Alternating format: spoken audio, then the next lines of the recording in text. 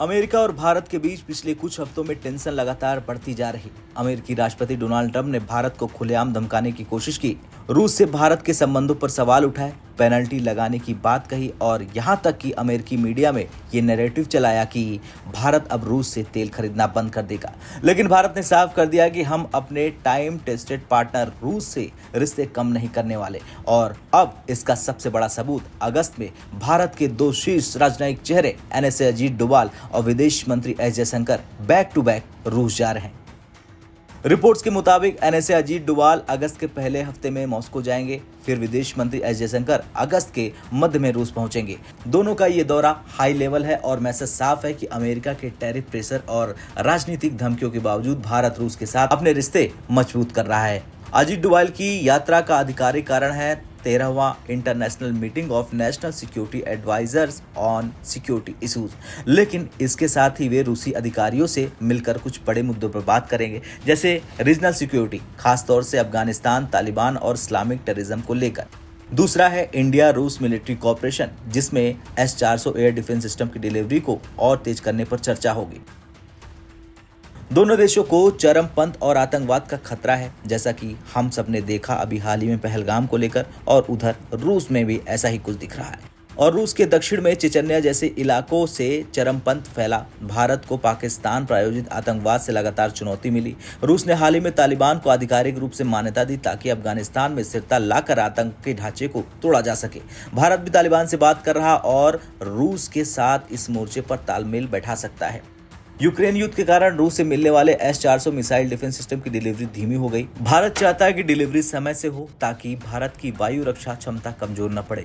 डोभाल इस मुद्दे को भी प्राथमिकता से उठाएंगे। अब बात करते हैं भारत के विदेश मंत्री एस जयशंकर की। तो विदेश मंत्री जयशंकर का एजेंडा और भी व्यापक है। एनर्जी पार्टनरशिप, रूस से तेल और गैस आयात बढ़ाना, न्यूक्लियर कॉर्पोरेशन, नई परियोजनाओं पर काम, आर्कटिक सी रूट, ग्लोबल वार्मिंग से आर्कटिक बर्फ पिघलने के बाद खुलने वाले उत्तरी समुद्री मार्ग पर सहयोग, और आखिरी है ट्रेड टारगेट, द्विपक्षीय व्यापार को 100 बिलियन तक ले जाना। इस साल के अंत में रूस के राष्ट्रपति व्लादिमीर पुतिन भारत आ सकते हैं, 4 साल बाद होने वाले इंडिया रशिया समिट 2025 के लिए। जयशंकर का दौरा असल में एक प्री समिट तैयारी भी है ताकि दोनों देशों के बीच होने वाले संभावित बड़े समझौतों की नींव रखी जा सके। अब अमेरिकी मीडिया जैसे कि रॉयटर्स ने रिपोर्ट दी थी कि भारत रूस से तेल खरीदना बंद कर रहा। भारत ने तुरंत इस खबर को झूठा बताया और कहा कि हम रूस से तेल खरीदते रहेंगे, चाहे डोनाल्ड ट्रंप पेनाल्टी लगाएं या फिर न लगाएं। यह बयान सीधा संदेश है कि भारत अपनी स्वतंत्र विदेश नीति से पीछे नहीं हटेगा।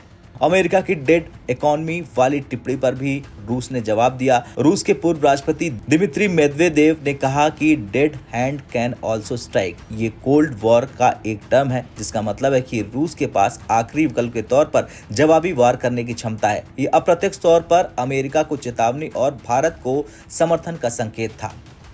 भारत का ये कदम अमेरिका को उकसाने के लिए नहीं बल्कि अपनी रणनीतिक स्वतंत्रता को बनाए रखने के लिए है। एमईए ने साफ कहा कि यूएस के साथ हमारा संबंध एक कॉम्प्रिहेंसिव ग्लोबल स्ट्रेटेजिक पार्टनरशिप है और अस्थायी चुनौतियों से फर्क नहीं पड़ता। भारत एक तरह से नया कोल्ड वॉर जो रूस और अमेरिका के बीच उभर रहा है उसमें रणनीतिक संतुलन का खेल खेल रहा। खैर, भारत ने संकेत दे दिया है कि वो अमेरिका से एनर्जी इंपोर्ट बढ़ाएगा। ये एक तरह की मिनी डील होगी ताकि ट्रंप प्रशासन के साथ टैरिफ विवाद को संभाला जा सके, लेकिन रूस के साथ रिश्तों पर कोई असर भी न पड़े। अगस्त में होने वाली ये दोनों यात्राएं सिर्फ कूटनीतिक मीटिंग्स नहीं, ये भारत का दुनिया को संदेश है कि हम किसी के दबाव में नहीं, अपने राष्ट्रीय हित में फैसले लेते हैं। चाहे अमेरिका हो, रूस हो, भारत का स्टैंड क्लियर है। भारत अपने भरोसेमंद दोस्त रूस का साथ नहीं छोड़ेगा और साथ ही सभी के साथ रिश्ते संतुलित रखेगा। अब आपका क्या कुछ कहना है? जिस तरह से ट्रंप के टैरिफ के बाद अचानक से एनएसए अजीत डोभाल और विदेश मंत्री एस जयशंकर रूस के दौरे पर जाने वाले हैं, जैसा कि रिपोर्ट्स में बताया गया है, उसे लेकर आपका क्या कुछ कहना है? कमेंट कर जरूर बताएं।